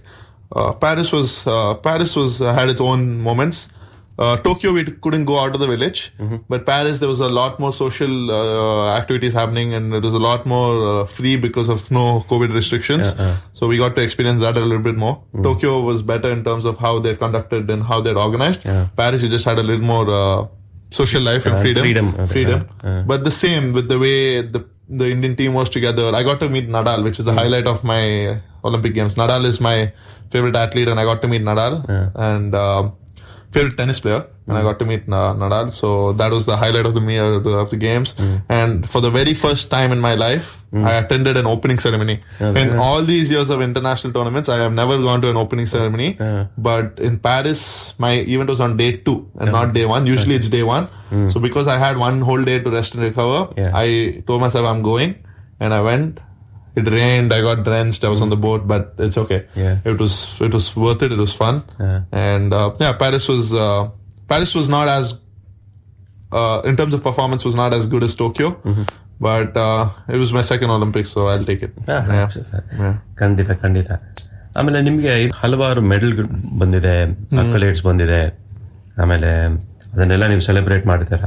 ನೀವು ಹೇಳಿದ್ರಿ ನಡಾಲ್ನ ನೀವು meet ಮಾಡಿದ್ರಿ ಅಂತ. ಅದು ಬಿಟ್ಟು ನಿಮ್ಮ best sporting memory ಯಾವುದು? Qualifying for Tokyo ಅದಿರ್ಬೋದು. 2018 ಜೂನಿಯರ್ ನ್ಯಾಷನಲ್ಸ್ ಅಲ್ಲಿ I think that is my favourite race, 200 meter freestyle. I raced race going into the race, there was 3 people who could win the race, and all 3 of us are very good friends. We grew up together, Neil Roy and Sanjay CJ, and I think our race nobody cared about the result. We didn't care, we just were happy to swim with each other, and whoever won we would have been happy for them. We're all still in, both of them have stopped swimming. We're all still in touch with each other, but I think that was my favorite race that I've swam in my life. 2018 junior nationals 200 meter freestyle. Wonderful. ನಿಮ್ಮ ಮುಂದಿನ ಯೋಜನೆಗಳು ಏನು? What are your future plans? As of now, swimming continue ಮಾಡಬೇಕು. Asian games ಬರ್ತಾ ಇದೆ next year, ತಿರ್ಗಾ Commonwealth games. Last time Asian games ಅಲ್ಲಿ 0.1 ನಲ್ಲಿ ಮೆಡಲ್ ಮಿಸ್ ಆಯ್ತು, ಕಾಮನ್ವೆಲ್ತ್ ಅಲ್ಲಿ 0.1 ನಲ್ಲಿ ಮೆಡಲ್ ಮಿಸ್ ಆಯ್ತು. ಎರಡನೇನೋ 5th ಪ್ಲೇಸ್ ಬಂದೆ. ಸೊ ಶ್ರೀಜಸ್ ಹೇಳ್ತಾ ಇರ್ತಾನೆ, ನಂಗೆ ಇದೇನೋ ಕರ್ಸ್ ತರ ಇದೆ, ಯಾವಾಗ್ಲೂ 5th and 0.1 5th and 0.1. 2019 ಇಂದ ಇದೇ ಪ್ರಾಬ್ಲಮ್ ಆಗ್ತಾ ಇದೆ, ಒಂದ್ 4-5 ಸತಿ ಆಗಿದೆ. ಸೊ ಈ ನೆಕ್ಸ್ಟ್ ಇಯರ್ ಹೋಪ್ಫುಲಿ ಅದು ಚೇಂಜ್ ಮಾಡ್ಬೇಕು. ಅದಾದ್ಮೇಲೆ ಏನು ಪ್ಲಾನ್ ಆಗಿಲ್ಲ, but someday hopefully move to Sydney. That's the plan. This has been a place I wanted to visit for a very long time, which I'm finally doing, and also move. So hopefully move to Sydney. I've always wanted to visit Sydney, which I've done now, and eventually move here. I always said that I'll either live in Malaysia or live in Sydney. These are the 2 places I've always wanted to be at. And right now I'm leaning more towards Sydney. But what I'm going to do here for work, nothing has been planned yet, but ಇಲ್ಲಿ ಬರ್ಬೇಕು ಅಷ್ಟೇ plan. ಈಗ ಎಲ್ಲ ಒಳ್ಳೇದಾಗುತ್ತೆ. ಆಮೇಲೆ swimming ಬಿಟ್ಟು ನಿಮ್ಮ hobbies ಏನು? ಬಟ್ ಬೇರೆ ಏನು ಹಾಬೀಸ್ ಇದೆ? Playing other sports like cricket ನನ್ನ ತುಂಬಾ favourite sport. Tennis, football, basketball ಎಲ್ಲ ಆಡ್ತೀನಿ, ಬಟ್ ಕ್ರಿಕೆಟ್ ಸ್ವಲ್ಪ close to the heart, and tennis ತುಂಬಾ ಇಷ್ಟ ಇದೆ. Whenever I get a chance I play the sports. But ಅದ್ ಬಿಟ್ರೆ ಏನೋ ಅಷ್ಟು ಮಾಡಲ್ಲ. I like watching movies, I like listening to music. I also play music, keyboard and drums. ಈಗ next guitar ಕಲಿಬೇಕಂತ ಇಂಟ್ರೆಸ್ಟ್ ಬಂದಿದೆ, ಬಟ್ ಟೈಮ್ ಸಿಗ್ತಾ ಇಲ್ಲ. ಸೊ ಇದು 3 ಇದೆ ಸ್ವಲ್ಪ, ಬಟ್ ಅಷ್ಟು ಹಾಬೀಸ್ ಅಂತ ಏನು ಇಲ್ಲ.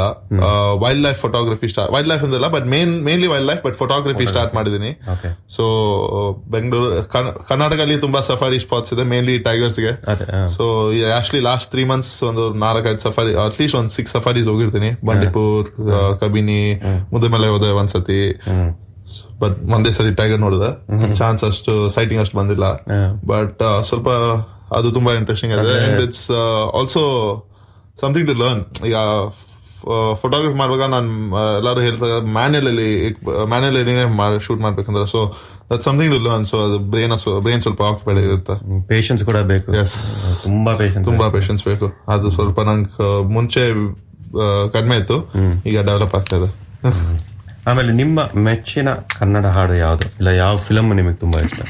ಆಕ್ಚುಲಿ ಕನ್ನಡ ಹಾಡು ಅಷ್ಟು ನಂದು ಅಷ್ಟು ಕೇಳಲ್ಲ, ಬಟ್ KGF 2 ನನ್ನ one of my most favourite movies, and ಅದ್ರ ಮ್ಯೂಸಿಕ್ ತುಂಬಾ ಚೆನ್ನಾಗಿದೆ. ಶ್ರೀ ಹರಿ ನಟರಾಜ್, ಧನ್ಯವಾದಗಳು ನೀವು ಸಮಯ ತಗೊಂಡು ಸಿಡ್ನಿ ಕನ್ನಡವಾಣಿ ಬಾನುಲಿ ಕಾರ್ಯಕ್ರಮ ಮಾತಾಡೋದಕ್ಕೆ. ನಿಮ್ಮ ಮುಂದಿನ ಆಯೋಜನೆಗಳು ಮತ್ತೆ wish you all the very best for future, and we're hoping to see you in Sydney, Australia shortly. Definitely.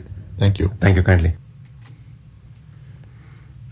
So ತುಂಬಾ ಚೆನ್ನಾಗಿ ವಿವರವಾಗಿ ಸಂದರ್ಶನ ನಡೆಸಿಕೊಟ್ಟಿದ್ದಾರೆ ಮಹೇಶ್ ರಾವ್ ಅವರು. ತುಂಬಾ ಚೆನ್ನಾಗಿತ್ತು. ಆಮೇಲೆ ಇನ್ನು ಬರುವ 4-5 ದಿವಸದಲ್ಲಿ 16ನೇ ತಾರೀಕು ಶ್ರೀಹರಿ ನಟರಾಜ್ಗೆ ಅವರೇ ನಟರಾಜ್ ಅವ್ರಿಗೆ 25 ವರ್ಷ ತುಂಬುತ್ತೆ. ಹುಟ್ಟುಹಬ್ಬದ ಶುಭಾಶಯಗಳನ್ನ ಹೇಳೋಣ. ಆದ್ರೆ ಆಮೇಲೆ ಅವ್ರಿಗೆ ಸಿಡ್ನಿಗೆ ಬರೋ ಮನಸ್ಸಿದ್ರೆ ಖಂಡಿತ ಬನ್ನಿ, ಇಲ್ಲೇ ನೆಲೆಸಿ ಅಂತ ನಾವೇ ಒಂದು ಆಹ್ವಾನ ಕೊಡೋಣ. ಅದಲ್ದಲೆ ಅವ್ರಿಗೆ ಇನ್ನು 25 ವರ್ಷ ಆದ್ರಿಂದ ಅವ್ರಿಗೆ ಇನ್ನೂ ಸ್ವಿಮ್ಮಿಂಗ್ ಕರಿಯರ್ ಇನ್ನೂ ಇದೆ.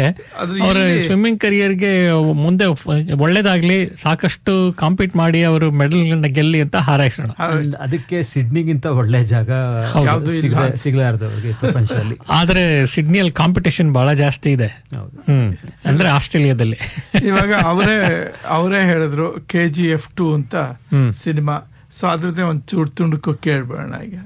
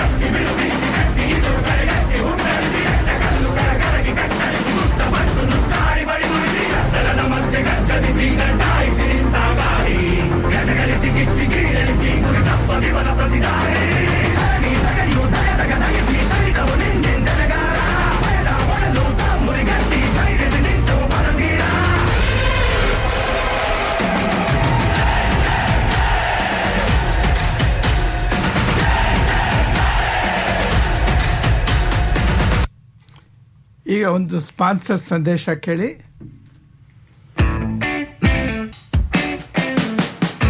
Hi, I'm AJ to tell you about Cactus Imaging, a printer like no other, with large format commercial printing of the highest quality for billboards, banners, vehicle wraps, street furniture, retail displays and interior signage, building wraps and hoardings, fabric printing and much more. Yes, 2RRR sponsor Cactus Imaging, a printer like no other. For further inquiry, go to cactusimaging.com.au. Cactus Imaging, a printer like no other. 101 Music, an Australian production music catalogue of over 250,000 track titles to suit all your production needs. Music to propel the stories you want to tell. Whether it's a local brand advertisement or underscoring a television series, 101 Music delivers emotional solutions through music. Go to www.101.audio, search catalogs to license the music you need.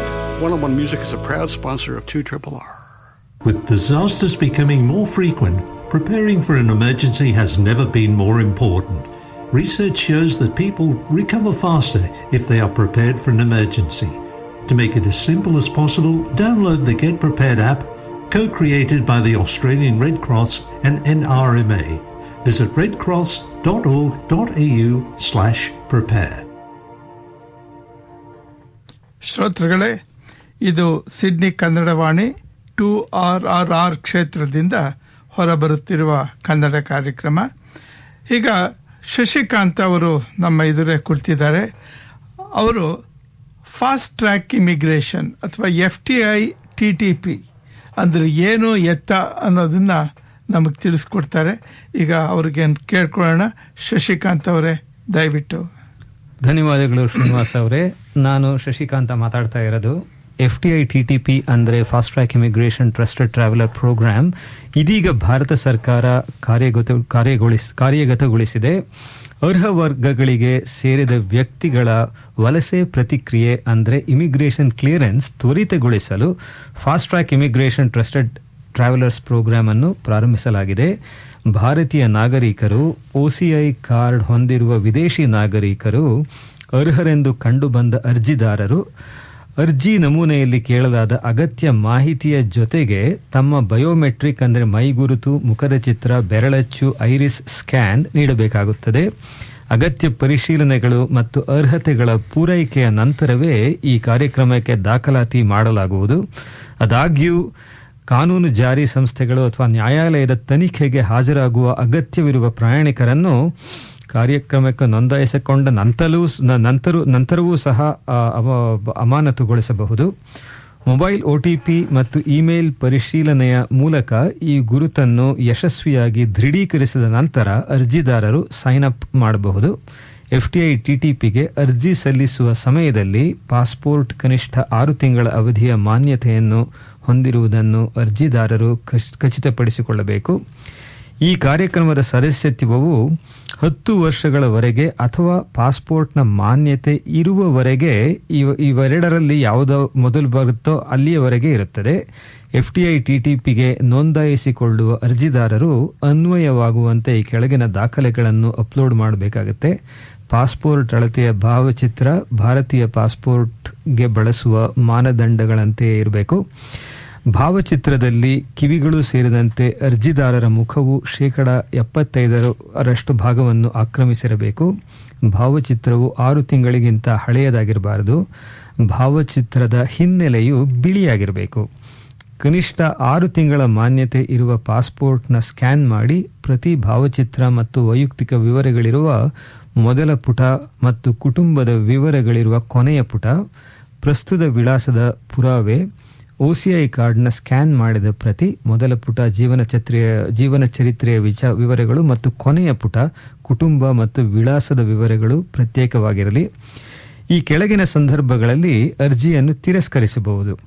ತಪ್ಪು ಅಥವಾ ಸುಳ್ಳು ಮಾಹಿತಿಯನ್ನು ನೀಡಿದ್ದರೆ, ಅರ್ಜಿ ನಮೂನೆಯಲ್ಲಿನ ಪ್ರಮುಖ ವಿಷಯಗಳನ್ನು ಮುಚ್ಚಿಟ್ಟಿದ್ದರೆ, upload ಮಾಡಿದ ದಾಖಲೆಗಳು ಅಥವಾ ಭಾವಚಿತ್ರಗಳು ಸ್ಪಷ್ಟವಾಗಿಲ್ಲದಿದ್ದರೆ ಅಥವಾ ನಿಗದಿತ ಮಾನದಂಡಗಳ ಪ್ರಕಾರ ಇಲ್ಲದಿದ್ದರೆ, ಅಂದರೆ ಸ್ಪೆಸಿಫಿಕೇಶನ್ ಪ್ರಕಾರ ಇಲ್ಲದಿದ್ದರೆ, ಪ್ರಸ್ತುತ ವಾಸಸ್ಥಳದ ವಿಳಾಸವನ್ನು ನೀಡದಿದ್ದರೆ, ಅರ್ಜಿಯನ್ನು ಯಶಸ್ವಿಯಾಗಿ ಸಲ್ಲಿಸಿದ ನಂತರ ಅರ್ಜಿದಾರರು ತಮ್ಮ ನೋಂದಾಯಿತ ಮೊಬೈಲ್ ಸಂಖ್ಯೆ ಮತ್ತು ಇಮೇಲ್ ವಿಳಾಸಕ್ಕೆ ಸ್ವೀಕೃತಿ ಸಂದೇಶವನ್ನು ಅಂದರೆ ಅಕ್ನಾಲೆಜ್ಮೆಂಟ್ ಅನ್ನು ಪಡೆಯುತ್ತಾರೆ.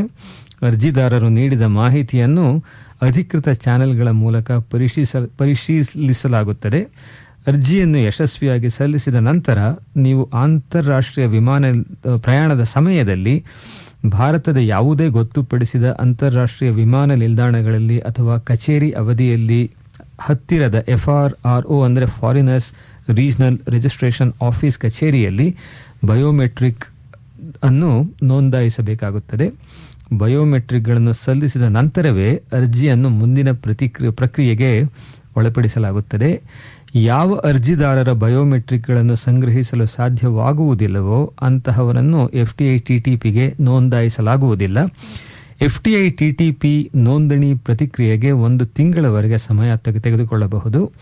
ಯಾವ ಪಾಸ್ಪೋರ್ಟ್ ಆಧಾರದ ಮೇಲೆ ನೀವು FTI TTPಗೆ ನೋಂದಾಯಿಸಿಕೊಂಡಿದ್ದೀರೋ ಅದು ಅವಧಿ ಮುಗಿದಿದ್ದರೆ ಅಥವಾ ಕಳೆದು ಹೋಗಿದ್ದರೆ ಅಥವಾ ಕಳ್ಳತನವಾಗಿದ್ದರೆ ಅಥವಾ ಹಾನಿಗೊಳಗಾಗಿದ್ದರೆ ನೀವು ಮತ್ತೆ ಹೊಸದಾಗಿ ಅರ್ಜಿ ಸಲ್ಲಿಸಬೇಕು ಮತ್ತು ಅಗತ್ಯ ಫಾರ್ಮಾಲಿಟಿಗಳನ್ನು ಹಾಗೂ ಬಯೋಮೆಟ್ರಿಕ್ ನೋಂದಣಿಯನ್ನು ಮತ್ತೊಮ್ಮೆ ಪೂರ್ಣಗೊಳಿಸಬೇಕಾಗುತ್ತದೆ.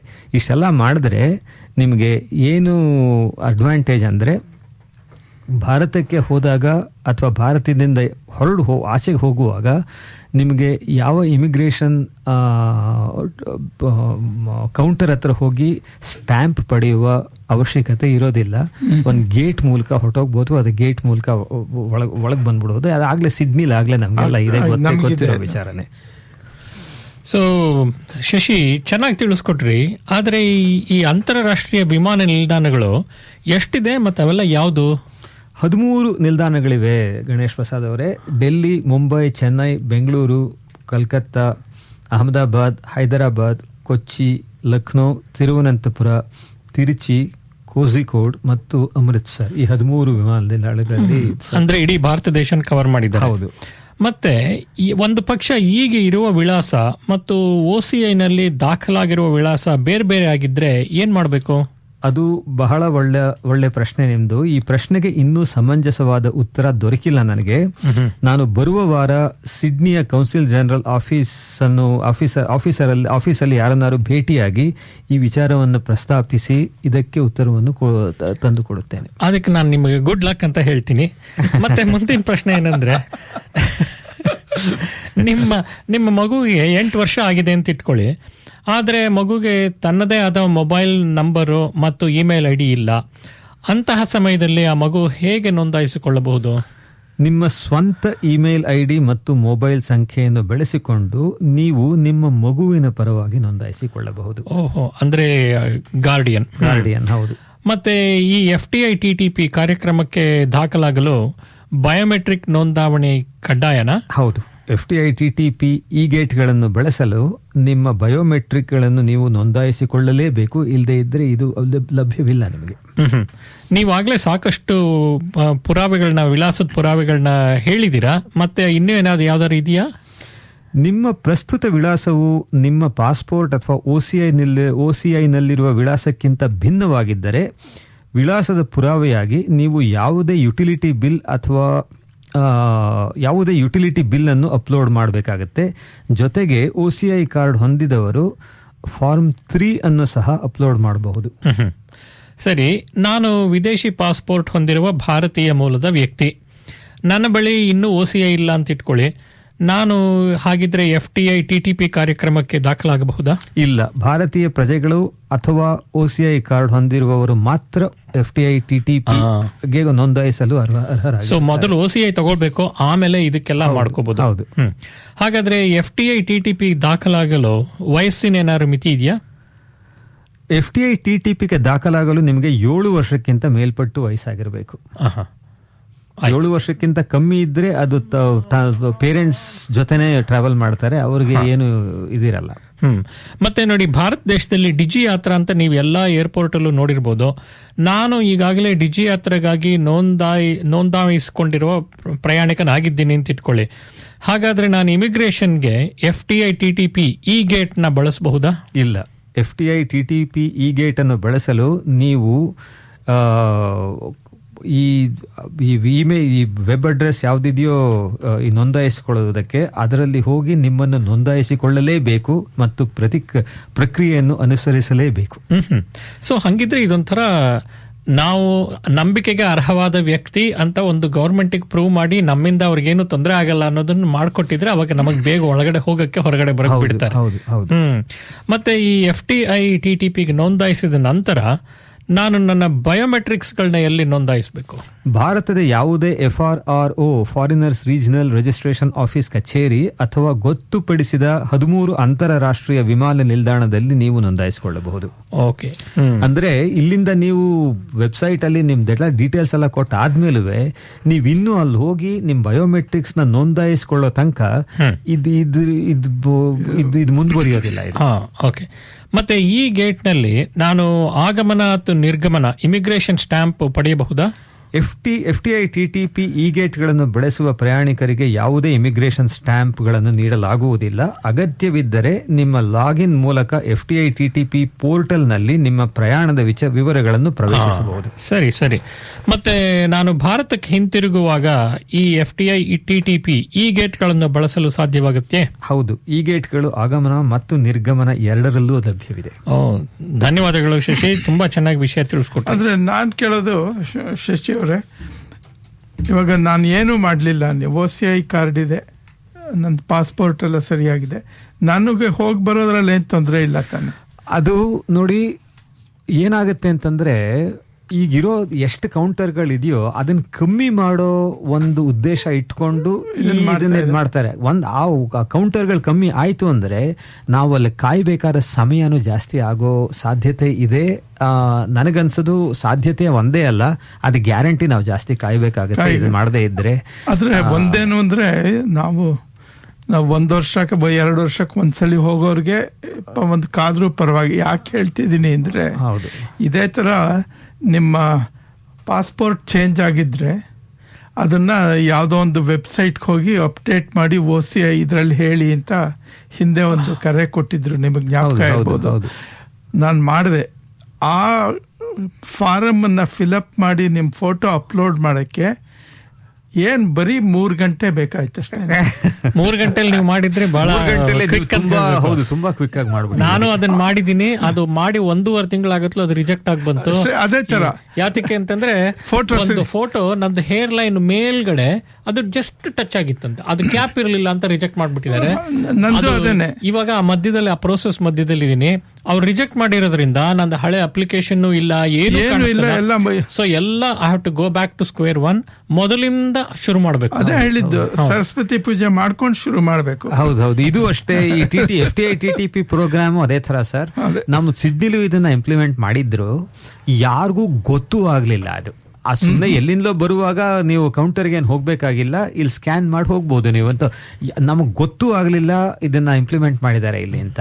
ಆದರೆ ಭಾರತದಲ್ಲಿ ಮಾಡುವಾಗ ಈ ದೊಡ್ಡ ದೊಡ್ಡ ಪ್ರೊಸೀಜರ್ಗಳನ್ನ ಕೊಟ್ಟಿದ್ದಾರೆ, ಅದನ್ನ ಫಾಲೋ ಮಾಡಲೇಬೇಕು, ಇಲ್ಲದೆ ಇದ್ರೆ ಆಗಲ್ಲ. ಶ್ರೀನಿವಾಸ್, ನೀವು ಕೇಳಿದ ಪ್ರಶ್ನೆಗೆ OCI ಕಾರ್ಡ್ನ ಈ ಪಾಸ್ಪೋರ್ಟ್ ಚೇಂಜ್ ಆಗಿದ್ರೆ ಆ ಪಾಸ್ಪೋರ್ಟ್ನ ಲಿಂಕ್ ಮಾಡಬೇಕು. ಅಲ್ಲಿ ಕೇಳ್ತಾರೆ ಇಮಿಗ್ರೇಷನ್ ಅಲ್ಲಿ, ನೀವು ಯಾಕೆ ಲಿಂಕ್ ಮಾಡಿಲ್ಲ ಅಂತ. ಆಮೇಲೆ ಮಾಡಿ ಅಂತ ಹೇಳ್ತಾರೆ. ಆಮೇಲೆ ಮಾಡದೇ ಇದ್ರೆ ಮತ್ತೆ ನೀವು ಹೋದ್ಸಲ ಮಾಡ್ತೀವಿ ಅಂದಿದ್ರೆ ಯಾಕೆ ಮಾಡ್ಲಿಲ್ಲ ಅಂತ ಬೇರೆ ಕೇಳ್ತಾರೆ. ಅದರಿಂದ ಮಾಡಿದ್ರೆ ಒಳ್ಳೇದು. ಆಮೇಲೆ ಮಾಡೋದು ಅಂತ ಸುಲಭವಾದ ಕೆಲಸ. ಹೌದು, ರೆಡ್ ಟೇಪ್ ಬಹಳ ಜೋರಾಗಿದೆ. ಚೆನ್ನಾಗಿತ್ತು. ಆದ್ರೆ ನೀವು ಇದಕ್ಕೆ ಹೈಕಮಿಷನ್ ಆಫೀಸ್ಗೆ ಹೋಗ್ತೀನಿ ಅಂತ ಹೇಳಿದ್ರಿ. ನಮ್ಮ ಪರವಾಗಿ ನಮ್ಮ ಇದೊಂದು ಅಹವಾಲನ್ನು ಅವ್ರ ಮುಂದೆ ಇಡಬೇಕು. ಹೌದು, ನಾನು ಅವ್ರಿಗೆ ಇಮೇಲ್ ಕಳಿಸಿದ್ದೀನಿ, ಉತ್ತರ ಬರಲಿಲ್ಲ. ನಾವೊಂದು ಕಂಪ್ಲೇಂಟ್ ಅಂತ ಹಾಕಿದ ತಕ್ಷಣ ರಿಜೆಕ್ಟ್ ಆಗೋಯ್ತು. ಯಾತಕ್ಕೆ ಅಂದ್ರೆ ಅದು ಕಾಂಪ್ಲಿಮೆಂಟ್ ಅಂತ ತೋರಿಸ್ತಾ ಇತ್ತು. ನಾನಿಲ್ಲ ಕಂಪ್ಲೇಂಟ್ ಅಂತ ಬರ್ಬಿಟ್ಟು ಬರೆದ್ರೆ ರಿಜೆಕ್ಟೆಡ್ ಅಷ್ಟೇ, ಅಕ್ಸೆಪ್ಟ್ ಮಾಡ್ಕೊಳ್ಳಿಲ್ಲ. ಸಿಡ್ನಿ ಕನ್ನಡ ವಾಣಿ ಹೆಸರಲ್ಲಿ ಬರೆದಿರಾ ನೀವು? ನಮ್ಮ ಹೆಸರಿನಲ್ಲಿ ಬರ್ಕೊಂಡಿದ್ದು. ಆದ್ರೆ ನೀವು ಹೋಗ್ತೀನಿ ಅಂತ ಹೇಳಿರೋದ್ರಿಂದ ಹೇಳ್ತಾ. ಹೌದು, ನಮ್ಮ ಆಫೀಸ್, ನಾನು ಎಲ್ಲ ಆಫೀಸ್ ಇದೆ ಅನ್ನೋದು ಎದುರುಗಡೆನೆ ಇದೆ ಇದು. ಅದರಿಂದ ಹೋಗಿ ಅವ್ರಿಗೆ ಈ ತರ ನಮ್ಮ ಸ್ನೇಹಿತರೆಲ್ಲ ಈ ತರ ಮಾಡಿದ್ದಾರೆ, ನಿಮ್ಮನ್ನ ಕಾಂಟ್ಯಾಕ್ಟ್ ಮಾಡಕ್ ನೋಡಿದ್ರೆ ನೀವು ಉತ್ತರ ಕೂಡ ಕೊಡೋದಿಲ್ಲ. ಅದರಿಂದ ನಾನು ಹೇಳೋದೇನು ಅಂದ್ರೆ, ಹೈಕಮಿಷನ್ ಅವರೇ ನಮ್ಮ ಹತ್ರ ಅದೆಷ್ಟೋ ಒಂದು ಫೀಸ್ ತಗೊಂಡು ಏನೇನ್ ಬೇಕೋ ಎಲ್ಲ ನಮಗ್ ಮಾಡ್ಕೊಟ್ಟು ನಮ್ಮ ಫೋಟೋನು ತೆಗೆದುಕೊಡ್ಲಿ. ಹಿಂದೆ OCI ಕಾರ್ಡ್ಗೆ ಅದನ್ನೇ ಮಾಡ್ತಿದ್ರು. ಅಲ್ಲೊಂದು ಏಜೆನ್ಸಿ ಇತ್ತು, BFS. ಏಜೆನ್ಸಿಗೆ ಹೋದ್ರೆ ಅವರೇ ಫೋಟೋ ತೆಗೆದು ಹಾಕಿ OCI ಕಾರ್ಡ್ ಕೊಡ್ಸಿದ್ರು ನಮ್ಗೆ. ಈಗಲೂ ಹಾಗೆ ಮಾಡಿವಿ. ಅದು ನೀವು ಹೇಳಿ ನಮ್ಮ ಪರವಾಗಿ ಅಂತ ಇರ್ಲಿ ಬಿಡಿ. ಅದರಿಂದ ತುಂಬಾ ಚೆನ್ನಾಗಿತ್ತು ನೀವು ತಿಳಿಸ್ಕೊಟ್ಟಿದ್ದು ಶಶಿಕಾಂತ್ ಅವರೇ. ಅದು ತುಂಬಾ ಮುಖ್ಯವಾದ ಸಮಾಚಾರ. ಯಾಕೆಂದ್ರೆ ನಮ್ಮ ಶ್ರೋತೃಗಳಲ್ಲಿ ಹಲವಾರು ಜನ ಬೆಂಗಳೂರಿಗೆ ಹೋಗ್ತಾರೆ, ಬೆಂಗಳೂರು ಅಂತೀನಿ, ಭಾರತಕ್ಕೆ ಹೋಗ್ತಾನೆ ಇರ್ತಾರೆ. ಅವ್ರಿಗೆ ತುಂಬಾ ಅನುಕೂಲನೂ ಆಗುತ್ತೆ.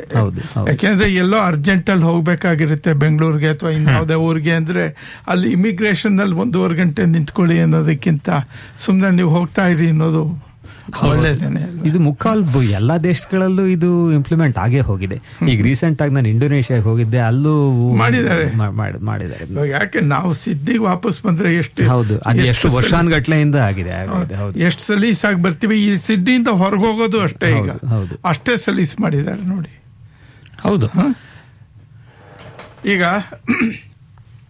ಚೆನ್ನಾಗಿತ್ತು. ಅದ್ರಿಂದ ತುಂಬಾ ವಿಚಾರ ಆಗೋಯ್ತು.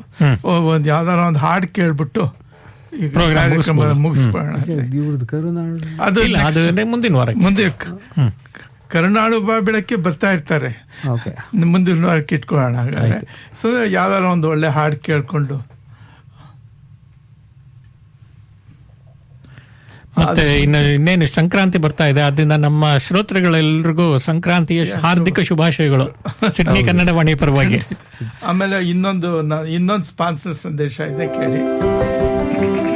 Local 2RRR sponsor, Community Bank North Ryde, loves giving back to our community. Last year alone, they invested 94% of their prior year's net profit after tax towards a bunch of local initiatives. All made possible because you choose to bank with them. Proudly part of Bendigo Bank, Community Bank North Ryde in Cox's Road Mall.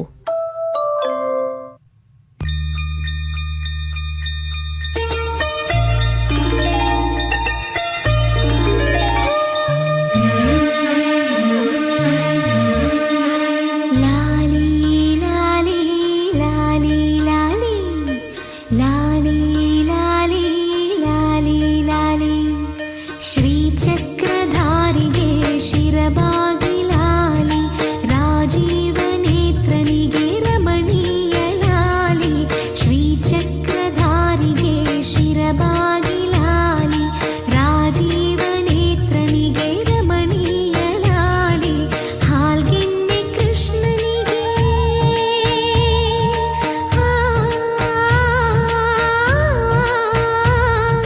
ಹಾಲ್ಗೆನ್ನೆ ಕೃಷ್ಣನಿಗೆ ಹಾಲ್ಜೇನ ಲಾಲಿ ಜಗವಾಳು ಸ್ವಾಮಿಗೆ ಪದಮಾಲೆ ಲಾಲಿ ಶ್ರೀಚಕ್ರಧಾರಿಗೆ ಶಿರಬಾಗಿ ಲಾಲಿ ರಾಜೀವ ನೇತ್ರನಿಗೆ ರಮಣೀಯ ಲಾಲಿ ಲಾಲಿ ಲಾಲಿ ಲಾಲಿ ಲಾಲಿ ಲಾಲಿ ಲಾಲಿ ಲಾಲಿ ಲಾಲಿ.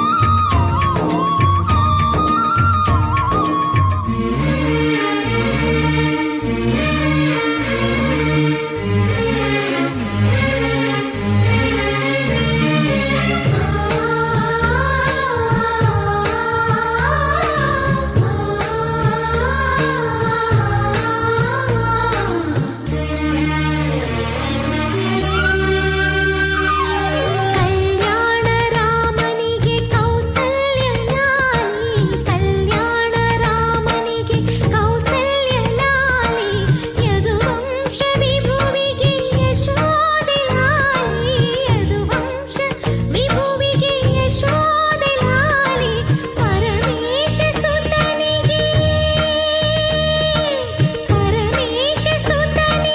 ಪಾರ್ವತಿಯ ಲಾಲಿ ಪರಮೇಶ ಸುತನಿಗೆ ಪಾರ್ವತಿಯ ಲಾಲಿ ಧರೆಯಾಳುವಾಗನಿಗೆ ಶರಣಂದೆ ಲಾಲಿ ಶ್ರೀಚಕ್ರಧಾರಿಗೆ ಶಿರಬಾಗಿ ಲಾಲಿ ರಾಜೀವ ನೇತ್ರನಿಗೆ ರಮಣೀಯ ಲಾಲಿ